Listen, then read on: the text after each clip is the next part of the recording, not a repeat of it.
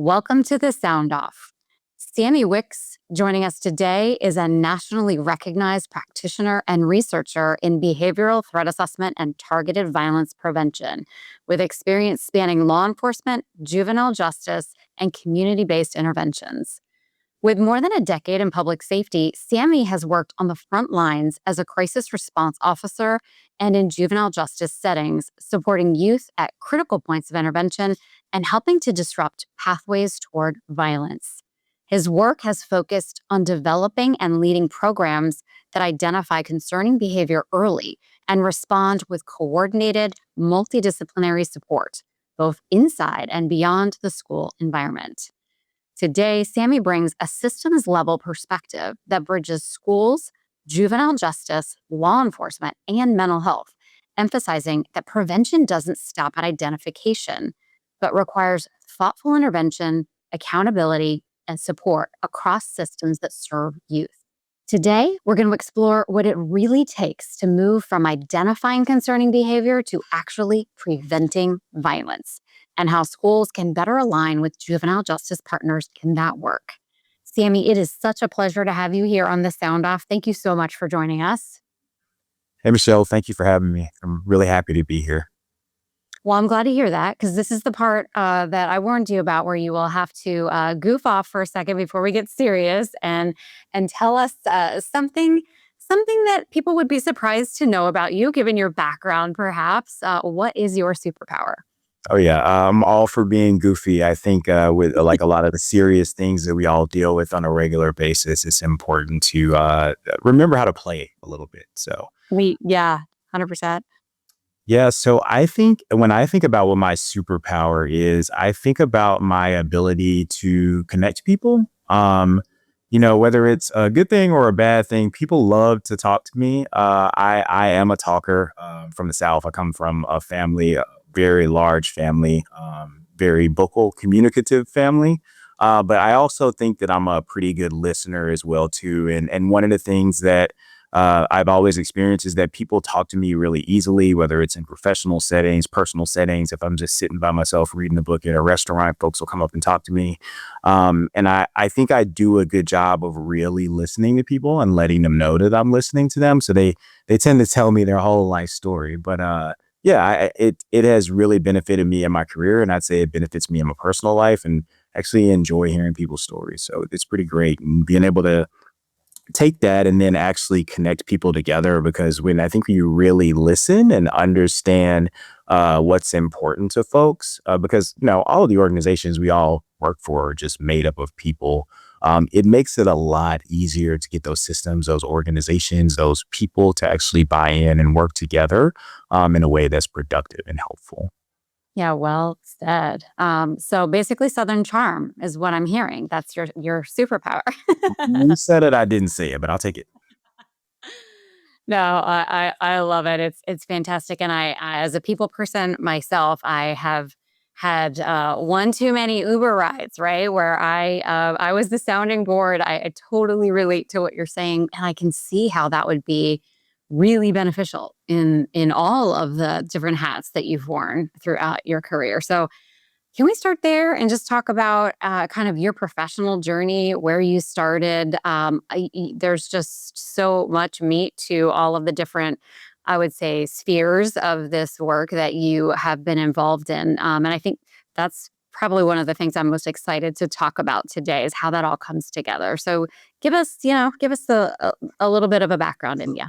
Yeah, no, I always tell people that my path may not make sense to some people. And frankly, at times for me, it didn't necessarily make sense. But now that I look back at it, it's actually almost a straight line, right? I have a personality where I very much like to try things. I'm curious, I'm adventurous. My parents always allowed me and encouraged me to ask questions about things, what the why was, to try to understand stuff. And frankly, that's really sort of motivated me to try things. And me getting into law enforcement was never planned. I come from a very large family where lots of folks are prior service in the military. Frankly, that's since I was a kid, that's what I thought I was going to do. I had every intention of joining the U.S. Army. I was in ROTC in college, but as you can see from the additional eyes here, I had some vision issues that didn't allow me to contract in the military. And so I had to find another way of serving the community, something that made sense to me. I wasn't originally too on board with trying the police department, but there was a series of I'll try that. And, I tried it when it came to applying. I said I'd try the academy. I did that. I said I'd try my year of probation. And before I knew it, I actually found out that I really, really liked the job. And, lots of aspects of it really aligned with my personality and, my personal sort of perspective on the world as far as like helping people and dealing with difficult will, those sorts of things, supporting other people. So it really worked out for me. And to be quite honest, this is, if you're making a coffee right now, probably 3 parts intentional and probably at different times, maybe 1 or 4 parts happenstance. So for me, I got into the violence prevention field while in law enforcement because I met someone at my first department that was on the Joint Terrorism Task Force. They became a mentor to me. Again, one of those situations where I just was myself and had a very good conversation with someone. And that person really exposed me to prevention work at an early phase where there wasn't a lot of prevention work happening. It was kind of fairly nascent.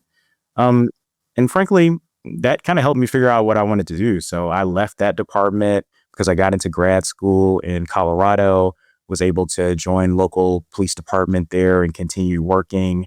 And it just so happened that there was an opportunity while I was serving in one of my roles there as a crisis officer on a co-responder team for us to get some funding to do some prevention work. So because of my background, because of my education, because of some of the things I had gotten to do at my first agency, command staff was interested in me sort of taking the lead on creating a program, and actually doing the work on a regular basis as well and training our team up. So a lot of it was intention and some of it was, I had opportunities, but, I had to take advantage of them. But yeah. It's always fascinating to me to hear where people start and how one thing leads to another. I tell my kids, you don't have to know what you're going to do with your life. You just need to know what you're going to do next, and the next thing will avail itself. It'll all just kind of unfold before you. And it sounds like that's what happened. I love how you talked about having a servant heart because I always get that vibe from you. And so I have to be honest, I was always curious at how you started your journey in law enforcement. I know a lot of wonderful law enforcement officers that have that same servant heart, but it I get a lot of sort of mental health vibes and energy from you. You just have this wisdom about you that I hear in some of our conversations, some of the other sessions that we've done together. So let's talk a little bit about how that has kind of emerged as you have moved into this very prevention oriented mission, right? You started off in law enforcement in probably what you would characterize as more of a reactionary posture, right? Something happens and then you're called to the scene, right? And then you come in. But the work that you do now is very much about engaging far beforehand. So let's talk about kind of how mental health comes into the mix and how the work is different, how it's evolved over time. Yeah, for sure. I think, again, early days for me in law enforcement, I really lucked out. Again, I came from an agency. So I came from the Memphis Police Department. It was the originator of the Crisis Intervention Team program. I got to be a CIT officer as soon as I got off probation. So basically after a year. And it was something that I really wanted to do. I enjoyed the training. I had already enjoyed, going to those crisis calls while I was on probation. So I knew I was interested at the very least at crisis work. I often tell people when someone's in a moment of crisis, whether it's, mental health related, substance induced, or both, some combination, or just dealing with life stuff because life is gonna life. It is really, really gratifying to be able to help someone help themselves work through those situations, even if it's, an hour call, 30 minutes, whatever it is. Now, we try to get them connected to services. We don't really know what'll happen after that, but at least in that one moment, you're able to help that person see that they can change things for themselves. They can cope. They can make decisions for themselves that are beneficial. So I find that really, really gratifying. I would also say that, for me, my mom is a nurse. So healthcare, social services, those have always been things that have been, of interest to me. My dad is a big volunteer in the church that I grew up in. He's also was a orthotist and prosthetist. So he made artificial arms and legs. Both of them really, in positions where you help people all the time. So these are things that are important to me. I think also, though, the mental health aspect and the sort of social service support aspect came up for me early in law enforcement because joining law enforcement post 9/11, there was a lot of counterterrorism training. Um, Yeah. Also, at the same time, there was a lot of human trafficking training that was going on. And while I think I benefited from both streams of those work, and they would ultimately be both areas that I worked in for extended period of time, I did notice when it was early days that everything was really focused on enforcement. And, we were in many cases talking about vulnerable people on multiple sides of these issues. And I just sort of intuitively knew that there must be something there that could be done that wasn't sort of the hard approach. Now that is appropriate sometimes, but I just knew that there was something missing, right? And for me, I think grad school was honestly eye-opening. Getting to be in a setting both sort of in the human trafficking space at the state level and the local level, and also getting to start to do some prevention work when that was fairly new.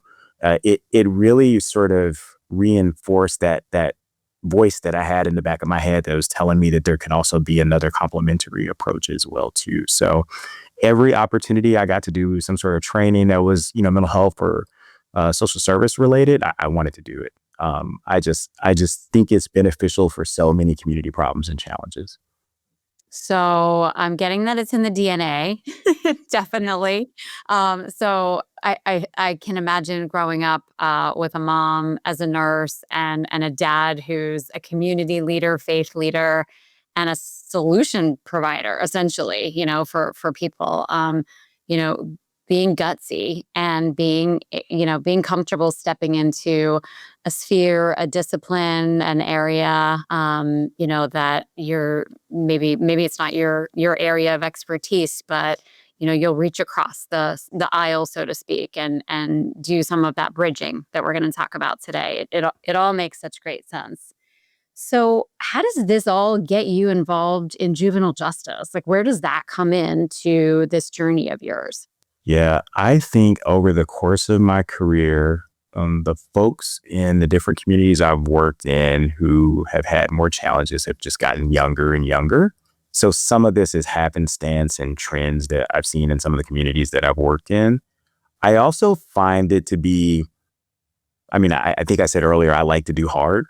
It's rewarding. I like a good challenge. Working with youth is often more difficult than working with adults. And some of that is the nature of working with someone who's going through adolescent brain development, which is really fun, right? A lot going on there. Still baking, still baking. Yeah, Yeah, absolutely. still baking, exactly. Still baking, not ready to come out of the oven yet. Um, but also the fact that you have decisions made for them quite frequently on a regular basis. This is just kind of how it goes. Caregivers, parents, authority figures, you name it. So in some ways, getting buy-in from youth can sometimes be difficult. Sometimes it's a little bit more easy when you kind of treat them like, they have some autonomy.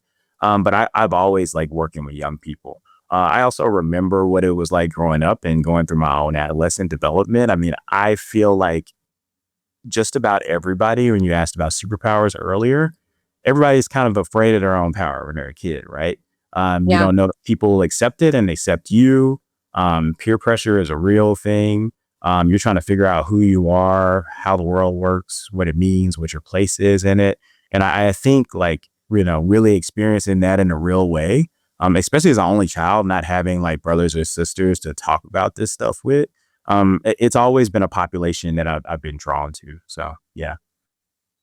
So, how have you, in your experience working with youth, How has that taught you about how youth move along this pathway to violence? Right? It's really, it strikes me how you point out that in the span of your career, the individuals who you were interacting with were just kept getting younger and younger. It just kind of evolved in that way until you found yourself working in the juvenile justice space. So let's talk a little bit about what you've learned about that pathway for youth specifically, because I do believe it's different than the adult path. And in many ways, I feel like there's a lot more opportunity for us to intervene and intervene well. But I also want to acknowledge that for some of the folks joining for the sound off today and this episode in particular might be thinking juvenile justice. I mean, there's I think in so many ways a ton of misconceptions about what that whole system does provides. I know for my part as an educator, I was always afraid of the juvenile justice system for my students, for the kids in my community. It was kind of that idea of the school to prison pipeline. So I kind of want to hit on both of those points and help people to have a better understanding. Because I'll admit myself, going into any conversation that uses the words juvenile and justice together, there's a little bit of like an activation, that kind of happens. And I think that comes down to not really understanding. Yeah. So teach us. I think it's not understanding, but I also think it's a matter of perspective. And I know we're going to talk more about that later when we start talking about multidisciplinary things. But I think that when it comes to the word justice, it's fairly subjective. That means different things to different people. And I would say working in public safety for as long as I have and working with public safety agencies, you see that when you work with victims and survivors of crime. What is justice to one person is not necessarily justice to another. So inherently, we're in a situation where folks are going to have different feelings and thoughts about what that means and what that looks like, and are going to maybe care even a little bit more when it comes to our young folks, right? So we're already sort of in a bit of a sticky situation there, just by the nature of things. I think it also makes sense to work backwards. So I think sort of talking about the juvenile justice system, just a little bit before we talk about the sort of youth pathway is also relevant, because I think in general, when people think of the justice system, they think of punitive measures, protocols, programs, people that are responsible for punishing people for some sort of offense against, community standards via the law, right? So some sort of criminal offense, or some sort of something that like dysregulates or goes against the established norms in a community. Well, it's different when it comes to juveniles in the sense that when you're dealing with adults, while there are obviously supportive programming, restorative programming, and that can mean a lot of different things in a lot of different settings, the focus on adults is punitive in the US. Is what it is. It's different in some other places. But when it comes to juvenile justice, while there are often punitive measures, I mean, obviously, there are young people that get put into detention facilities, they get charged with crimes. There are a lot more supportive measures, a lot more restorative practices that are in place. And frankly, the system just functions differently as well, too. So we know that adults often carry their records with them. That's something that can impact the rest of their life path. But in a lot of cases, it's pretty normal across a lot of jurisdictions in the U.S. for juvenile justice records to be sealed, to expire at some period of time.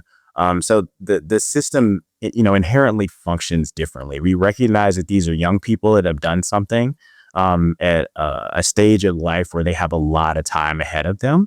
And the goal is often, not always, case by case scenario, but it is often to give those folks the opportunity to then pivot and live life in a way that is pro-social, and that they can reach their goals and contribute to society.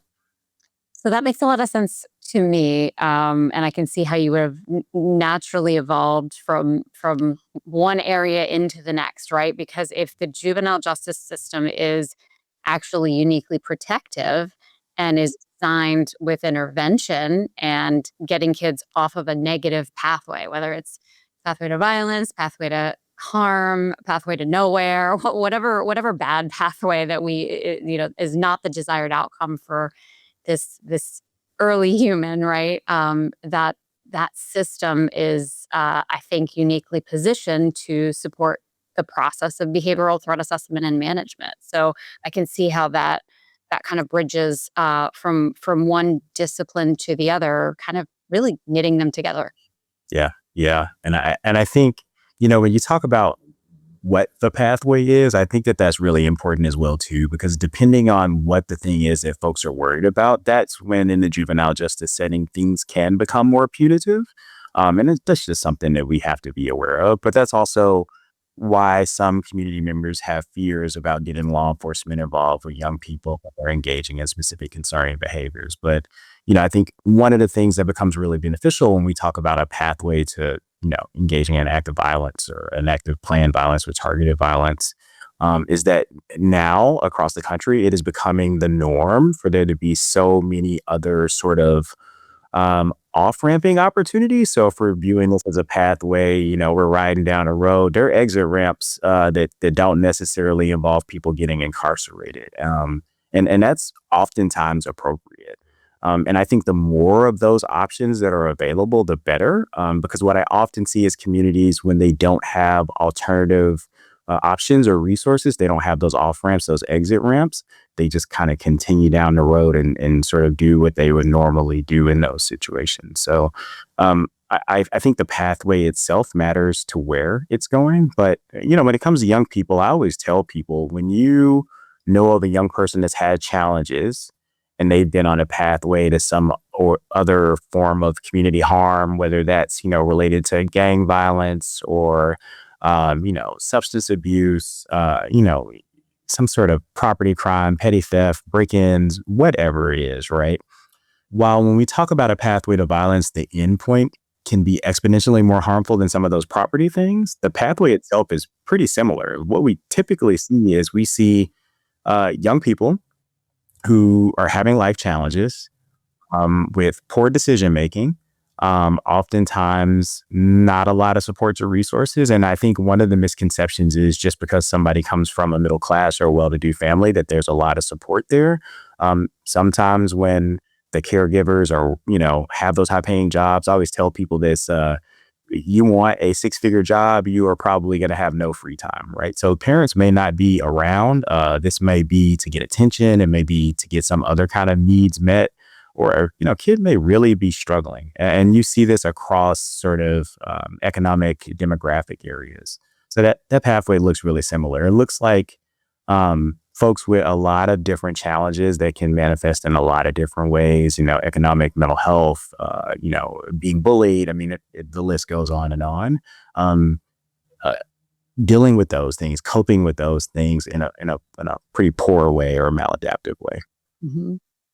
No, I appreciate that sort of the visual of the path and the idea of the multiple off ramps, as well as just kind of creating for us mentally parallels, right? Whatever that path may be, whatever that negative outcome is that somebody is heading toward in this system, and if we're truly working hand in hand and bridging with mental health opportunities with behavioral threat assessment and management, I think that's where we can maximize those off ramps that you talk about. So Mhm. I'm curious about, as we think about that process and how that plays out in schools and communities, and really brings all of these sectors of violence prevention together, mental and behavioral health, and our social work, and social justice, and education, all these different systems that have to work together to make this successful. One of the big challenges that we often run into is this silo effect, right? We tend to work with our own, right? I'm somebody that goes to a lot of conferences, and there is a unique conference for the teachers and a unique one for the school psychiatrists, for the school psychologists, for the school resource officers, for the administrators, and so on and so forth. And I'm not knocking that. That's good stuff. But what really warms my heart is when I see opportunities for them to come together around this work. So How does that happen though, like on the ground level in a community? How do we get schools and juvenile justice systems and processes like behavioral threat assessment and management? How do we get that all working together as one cohesive unit? Yeah, I think the most important thing is that the champions of whatever the local approach is going to be are at least some of them, or they have access to someone who has credibility, who's a convener, right? Somebody you were asking about superpowers earlier. You definitely need that person that's a convener. You need that person that like if they pick up the phone and they call the local school system or they call local PD, they call social service providers, call hospital, children's hospital, whatever. Um, Folks will actually answer the call and say, hey, yeah, I'll give you 30 minutes or hour of my time for a meeting or just a call to talk about this thing. Because that's a foot in the door, right? You at least need to get people engaged and have their ears open to at least hearing what you're pitching, right? I think the other part of this as well, too, and this is also one of those where it comes to like convening and connecting people together. I think we jump too quickly to let's develop a program and don't spend enough time developing relationships. And I think, the T word, the trust word, I always tell my colleagues and teammates this when we're working in a different community. Let's be real careful about using that word. Trust is not something that's easily earned or given. But, we often say, oh, we built trust in the community. And it's like, no, you built compliance or interest. We're not quite there at trust yet. It really does take effort and time to really develop that. So what I always say to people is let's at least start to build a relationship. And relationships comes in lots of different forms. We don't necessarily need to have established trust yet to have a good, productive relationship. Mhm. That's fantastic advice for folks. We spend a lot of time talking specifically around behavioral threat assessment and management about the process and best practices and sharing information and all of the things that are important to keeping the cogs turning, right, everything working together. But at the end of the day, it really is the teams that have that champion, that convener that you describe, that can just grease the wheels, literally. Just, man, we need this information, and so from social services isn't getting back to me, so I got this. I'll call. I'll put in a call. That person who's going to reach out and have success because of the quality of the relationships they've built over time. That trust that really does take time. I think it's been extraordinary to observe in the past decade plus how people are beginning to actually trust this process of behavioral threat assessment in our school communities, and that's because our schools have had success with it, have been transparent, have been inclusive, have really engaged all of these different stakeholders to include students and to include parents, so that it really does take on that teamwork feel. And over time, as you point out, it builds trust, and that just maximizes the whole thing, right? Yeah, but you really just dropped the gem for folks. And I think that this is so important. It doesn't matter whether you're a practitioner and you work in an education setting, you work in law enforcement, whatever sort of professional stakeholder you are, or if you're a community member who may have these programs in the community, and you may still feel a little skeptical or iffy about it, have some healthy skepticism. Um, I think one of the most productive and important things that people can do when they start to establish those early relationships is just lay it out on the table. This is who we are.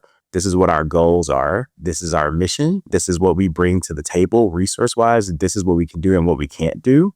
And having that honest conversation, whether you're the police department, whether you're, K through 12 education representative, local community mental health, it truly doesn't matter. That's when I start to see people going like, okay, they're not hiding anything from me. I see how the puzzle pieces fit together because they can't do this, but they can do this. And I see where we overlap and where there's synergy, but where there's also a difference. Um, And I think what you have there is that people are sometimes, not sometimes, I find, at least in my experience, frequently surprised that people are that honest about those things. It's also important too, because if you guys don't talk about what your goals are at the outset, it can create terrible problems once you actually start doing work together. And then you find out that your goals are completely misaligned. I think the best time to find that out is early on, and you can make a decision whether this is the partnership that needs to happen, or like, even if there's a divergence, what is your role or your scope of work in this larger effort that we're all engaging in, based on where there might be alignment or misalignment on those goals. So those things truly, truly matter. And frankly, the reason I say it also matters to like a parent or a caregiver, for example, is that it is very different when social worker at a school K through 12 calls a family member that they've had ongoing relationships with. They have actually built trust, like they've been with that kid for multiple years. Family, trust them working through process of challenges that their kiddo is experiencing. When they say, "Hey, I know Officer Sammie Wicks, and he wants to talk to you all. And I actually do. I've talked to him about everything he does. I know how he works. I can assure you all that this will not be a painful process, or he's not going to do this or that. We've already talked about it." That truly matters. Yeah, 100%. I think we have a lot to learn from our social workers too on the team. We have a social worker, I think you met her at our behavioral threat assessment conference on the team, and the way that she's able to just kind of cut right to it. I mean, she's very direct, she's very transparent. She models in our trainings how to have those conversations. This is who I am. I'm with this team. This is our goal. Like, this is what we're here to do. Would love your help, love you to be a part of this. We want to get from this place to this place, right? So right now I'm collecting information. I'm on a little bit of a fact-finding mission. Could really use your help. Just kind of those really simple things. I think we tend to overthink what processes like behavioral threat assessment and management are designed to do. And that's when people start to get nervous. And when you start to get nervous, you might be a little reluctant to share information because you don't want to say the wrong thing. Yeah. And that is kryptonite to this process, because that's, I think, when secrecy kind of starts to emerge. Like, I don't think I can share that. Obviously, there are things that have to be kept confidential in the process, but being transparent about who we are, what we're doing, and why we're gathered, and what you can do to be part of this is so simple, right? It's so plain and simple. Yeah.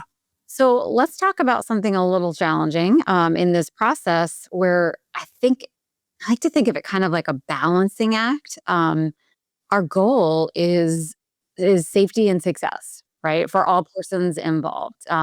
So if there is a person at the center of a concern, our goal is to help them along, right, to get them on a better path, to put supports in place.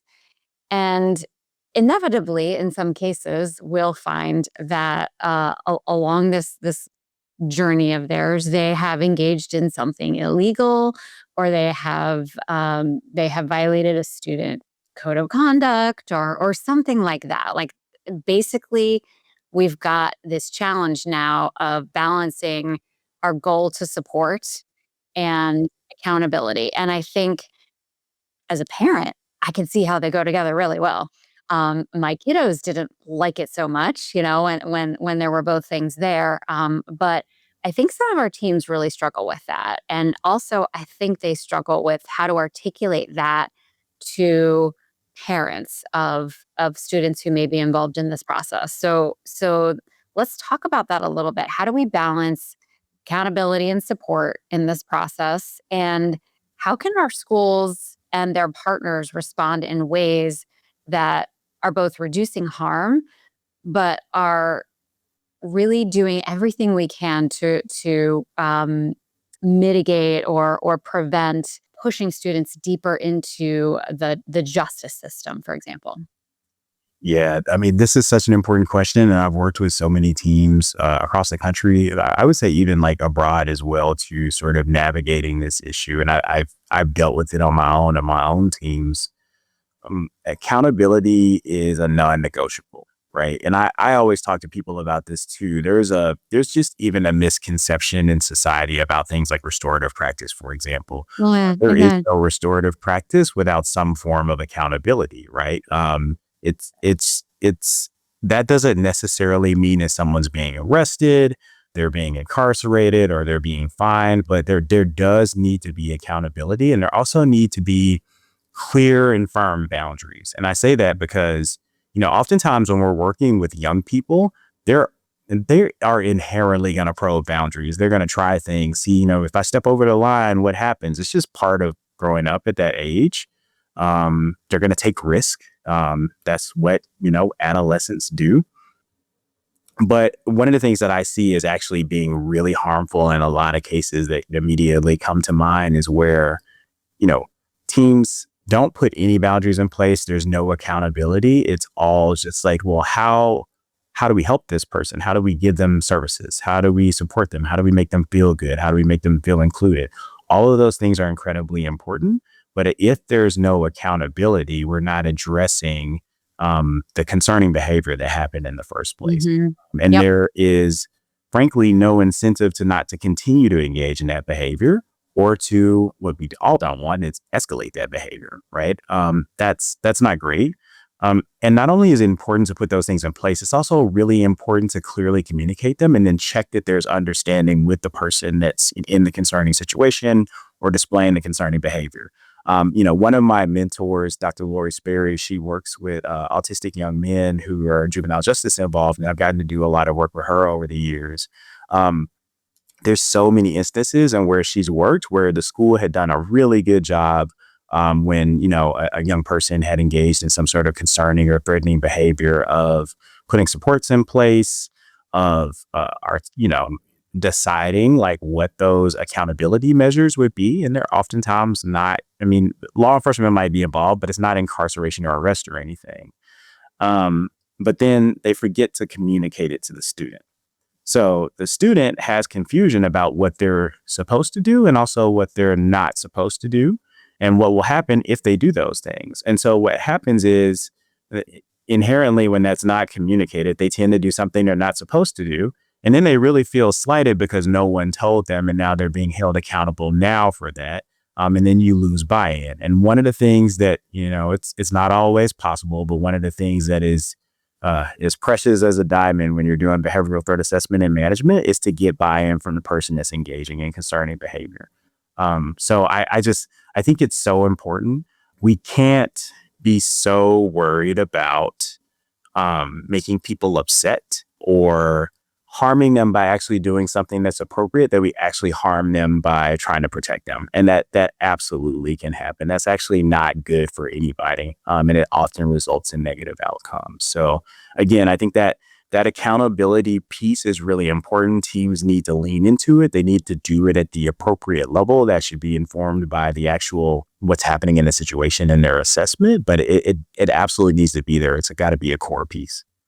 100%. I mean, I just think about it communicating directly, hey, this happened and this is not okay. And here's why. And here's what we can do to fix it. And oh, by the way, if this happens again, you should know this happens after that, right? So, like, very clear for our students, very clear.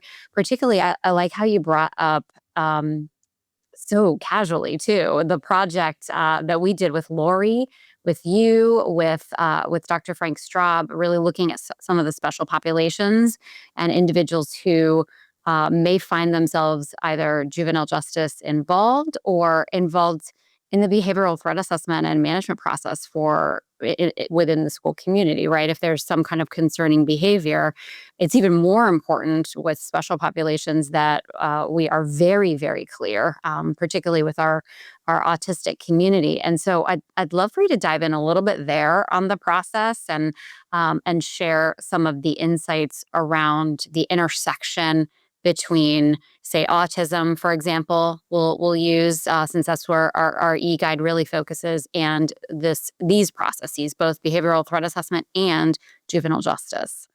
Yeah, I think this is that call to be culturally aware, developmentally aware, like aware based on people's abilities, like all of those different things, right?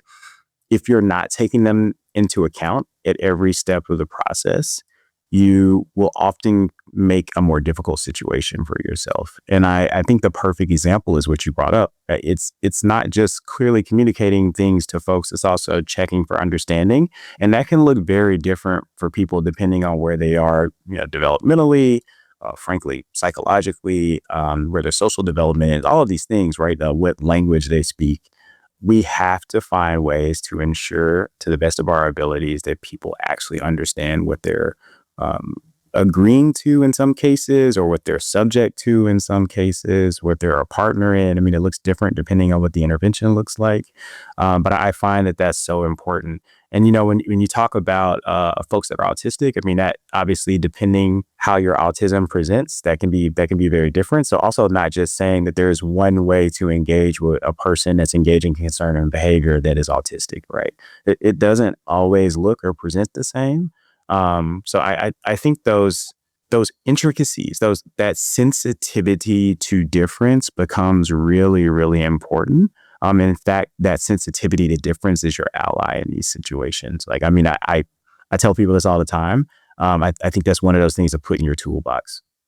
Yeah, I love that if we can make that a little soundbite, I think that's great because it will help you be successful when you are looking to support a student who has any kind of neurodiversity or any kind of exceptionality. I love how you brought culture into this, and we have so many wonderful and different cultures represented in our schools today, and some of our students have not been here in the United States for all that long before they find themselves involved in one of these processes. And a lot of times that leading with that sensitivity, that curiosity, that understanding that this is a very unique human being, let's get to know all of those factors, can absolutely make all of the difference. So I also like how you just highlight that with any of these populations, keeping in mind kind of how we're going to communicate, how we're going to keep it clear.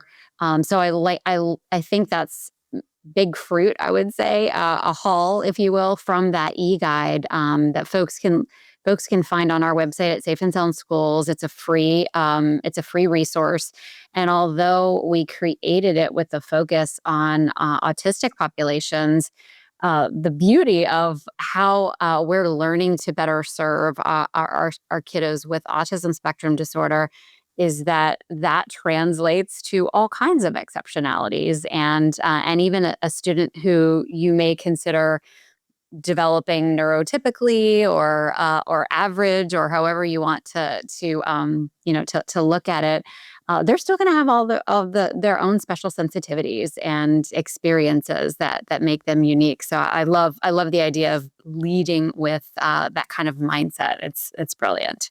Hey, Michelle, I think I can give a really practical example about how much this matters in behavioral threat assessment and management. I teach at two universities, and one thing since I've started to teach over the last couple of years is that I have really learned that when engaging with, neurodiverse students, communication often has to be different, even in something like an email. And Mhm. I learned that, we got training through the university, but I also learned that kind of through trial and error.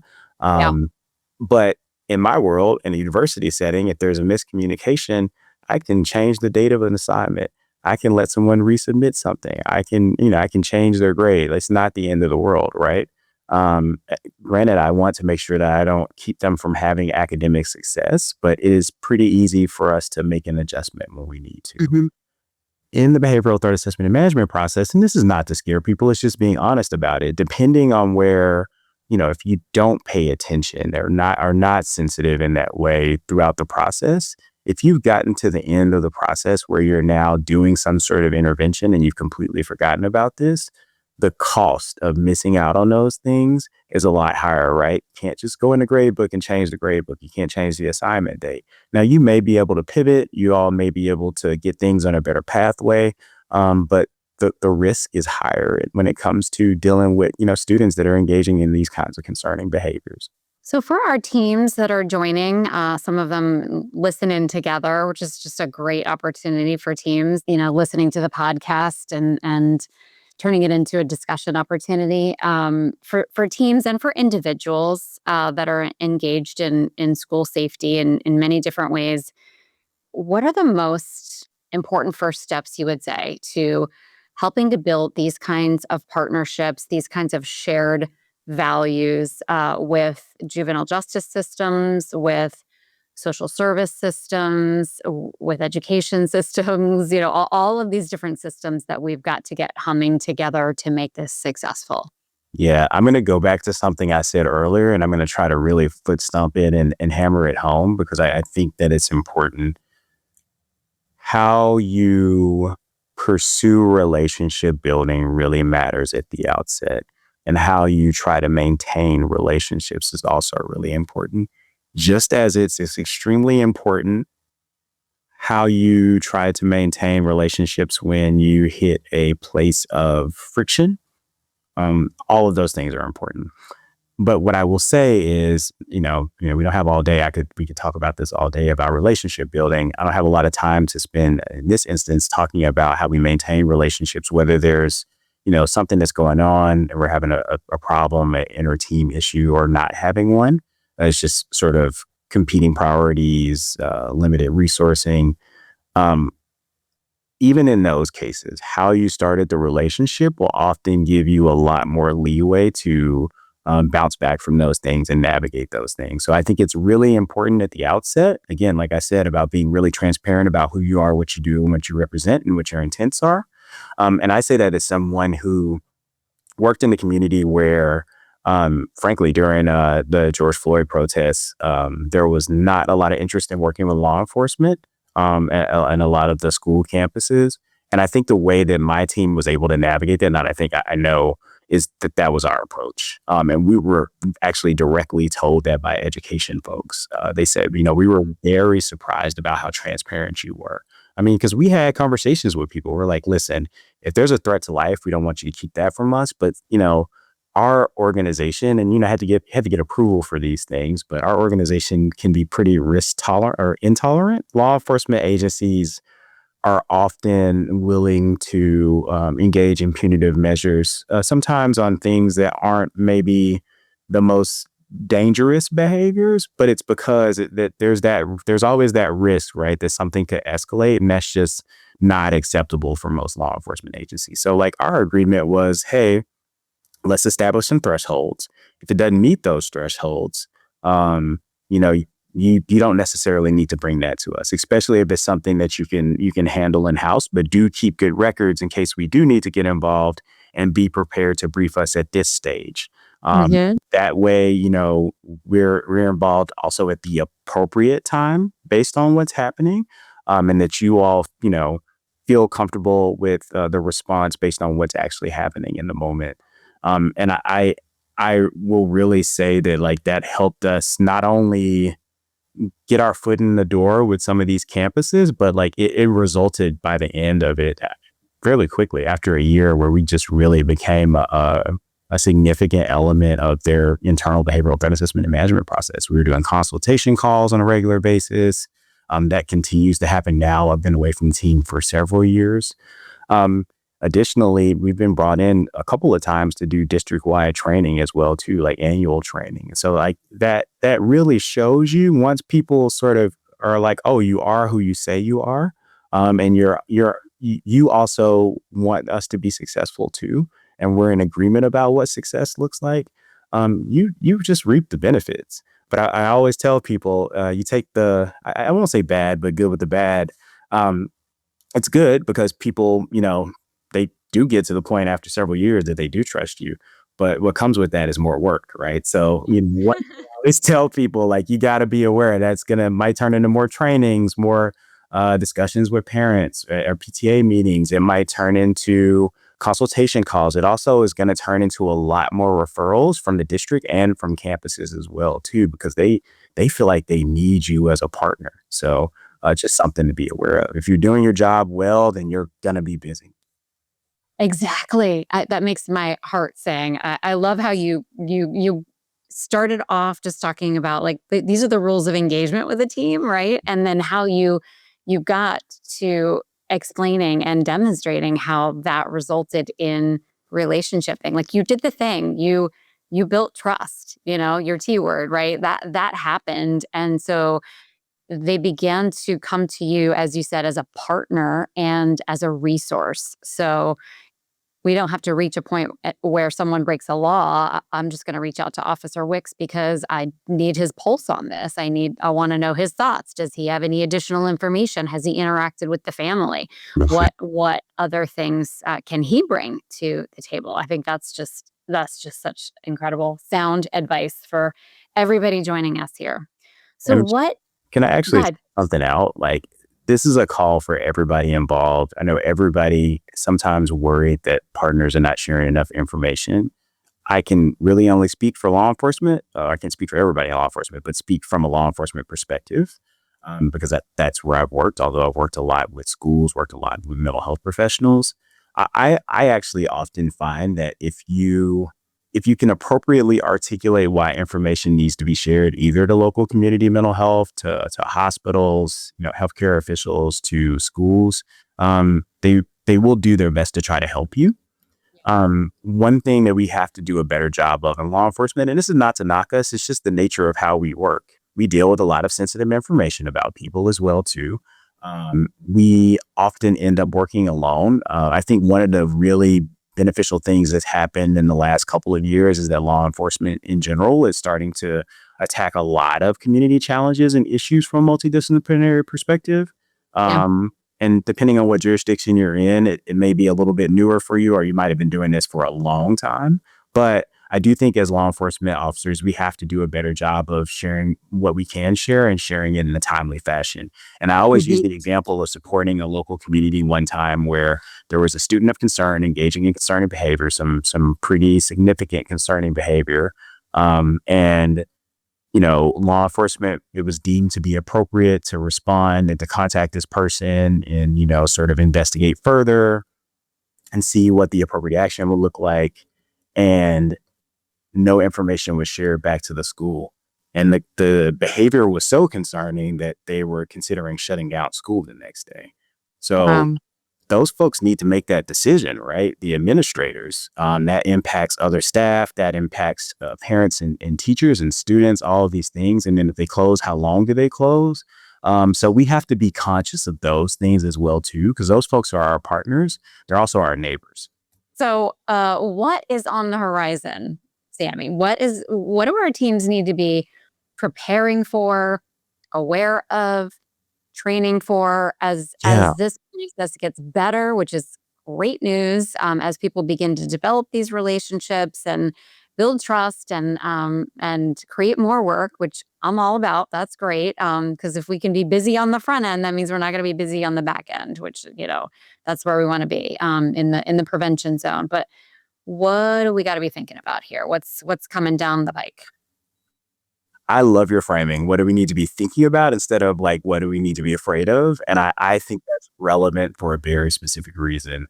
Yes, I work at a tech company, so of course I'm going to talk about technology, but it's really true. Like the speed of technological advancement, plus, if we're looking at this like an equation, I know people don't like to do math, but speed of technological advancement plus speed of adoption, like by just the general public of new technology, like that just makes for a lot of like newness, unknown territory, unknown outcomes, unknown consequences. Or consequences don't necessarily need to be a bad thing. There's a lot there, right? And I tell people this all the time, like smartphones being in just about everybody's hand, even across sort of demographic groups, like socioeconomic demographic groups. I think in many ways it's a good thing, right? It in many ways has brought people closer together. It's gave people access to each other in a way that didn't exist in the past, like instant access. And as someone who has friends and family spread out all over the country, also outside of the country, all over the world, it helps keep me grounded to maintain those relationships with people and be able to reach out and sort of digitally touch them at a given moment. So, technology is not all bad. The internet's not all bad. However, with a lot of this technological advancement, there are always going to be people that use those things inappropriately in a way that harms people. And that is happening. You know, we look at some of this technology out here and look at some of the trends. We see younger and younger people misusing technology. You can think about, inappropriate images and videos that are created and disseminated online and go viral and can really ruin a person's life before it starts. But also, you know, basically fabricated versions of those things and still have the same impact on people, can be used to control or coerce people. You think about, the ability to dox people or to, get their personal information and then use that for nefarious purposes or make it available to others who might do that. There are just so many things out there that are already right now having real world implications and negatively impacting people. But again, this is a call or a reminder that, some of these things can also be supports as well too. So, Yeah. in particular, when we talk about, we talk about autistic youth, for example, right? Sometimes, depending on how their autism shows up, they may really struggle to build relationships with folks in person. And frankly, the only place where they feel seen and they feel connected to people is when they're gaming online or something like that. So it's not necessarily saying that like we need to completely restrict internet use, but there is another important sort of thread here that sort of underlines what we're talking about. There is often a very big difference between knowledge, skill, and ability of a young person and their caregiver, or even some of us as practitioners, educators. I mean, you name it, right? Whatever your practice or your professional field is.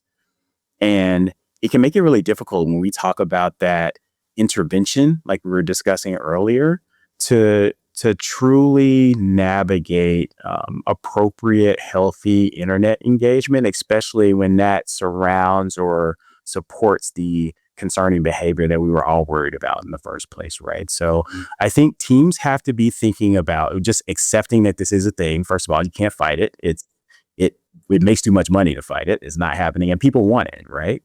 And again, it can and does have a lot of healthy and positive benefits. But the teams really need to be thinking about how to navigate that, both from understanding this current generation and the generation before and the generation that'll be coming. They need to be thinking about it from an intervention perspective. How do you support caregivers? How do you support other professionals? What are our capabilities? Are there opportunities for new partnerships? So we have new capabilities. I think all of those things become important. And I would say the last thing is don't ever expect to be an expert. I work at a tech company, been working at a tech company almost 4 years now. I know a lot of things, but I know enough to be dangerous. I also know that I know enough that I'll never know everything, right? And we also kind of have to accept that. And that's part of the benefit of having these teams where you have multiple partners and multiple stakeholders, because it may not be that it's the IT professional on your team that's helping you navigate these things as you do an intervention. It might actually just be, you know, your team member that's local clergy, but, this is a hobby of theirs and they know a ton about it. So No, I honestly, I think that's a really healthy mindset for all of us. Just lifelong learner, right? That never an expert. Surrounding yourself with other good people with similar values and a shared mission here, and we'll figure it out together. And if you don't have the need to be the smartest person in the room, then you're welcome here. You're welcome to be a part of the team here. We'll figure it out together. But it's not a competition, right? You don't have to be the expert. So, having said that, we view you as one of our key subject matter experts. You don't have to take that, but there's an expertise that comes from this work that it's shared knowledge, and so in that regard, too, folks, everybody's got some expertise to bring to this team. And so if you were to impart on all of those listening here today, in just 60 seconds, right? Because you and I, we can talk. We are the people. But if we just had 60 seconds, right? And if there's the one part that they're going to listen to in this whole podcast, maybe it's our little 60-second sound off here at the end. What would you share? What would you impart as words of wisdom for folks listening? Go ahead and sound off. Yeah, I would just remind yourself that everybody involved are just people. And I know that sounds so simple, but it's so important. From yourself, don't beat yourself up when the intervention doesn't go well. You're not going to have 100% success rate, and that doesn't mean because didn't have 100% success that somebody got hurt, but it just may not go the way you expected or would like for it to go, the way that you planned for it to go. You might have to adjust and pivot and change. You're doing yourself a disservice if you treat yourself as if this is something in which you have to be perfect all the time. No, nobody's perfect, right? I think this is also important in supporting your colleagues and partners across your teams. Again, they're just people. There are sometimes going to be some of your best teammates are going to have a bad day. They got other stuff going on in their lives. And like, it is really important that like we as practitioners learn when to tap in and tap out when we can't handle something, whether it's the subject of what's happening, it feels too close or it's too much, too painful, too ugly, or we just got other stuff going on and we don't have the emotional capacity, mental capacity, whatever to do our job that day. I know that can be really difficult, but that has to happen. And I would say, relatedly, as a team, you need to be able to support those decisions from folks. You have to support those decisions for folks. You also have to keep an eye out and see if how are your teammates doing. You know what I mean? And that's also why it's so important that even manage those relationships across the team as well too. You don't want the first time that you ask somebody, "Hey, how are you doing?" to be the first time you've had a conversation with somebody, because that may or may not go well. But I think that this also is important to think about when it comes to the folks that, are also participating in the intervention. When it comes to, a person that's engaging in concerning behavior, they may be saying some things that are just, offend all of your sensibilities. It may scare you. It might even disgust you, right? But like, this is still a person, and sometimes people do really awful things. Actually, pretty normal people, given the right circumstances, can do pretty evil things. So, I think that that's an important sort of grounding element that you can leverage, because I think that it helps you to stay on track and to look at the human aspect and to really problem solve in a way that's going to help you get to the point that you need to get to, and not get lost in the very real noise of some of the other more concerning things that you might be seeing or might be experiencing. I also think this is really important, in particular when it comes to young people and their parents. Now, again, accountability is important, but I also think that even when holding people accountable, it can be helpful when you're navigating an online or ongoing situation to give a little grace for folks who may not want to see their child, to them, their baby, go to jail, be taken out of school. They I often tell people this when we do bystander work. The biggest motivation for caregivers is that they don't want their child, their dependent, to lose their lives. Now, it's not that they don't care about the lives of other people, but the primary driver for them is the person that they birthed or that they've been raising their entire life. That's their concern.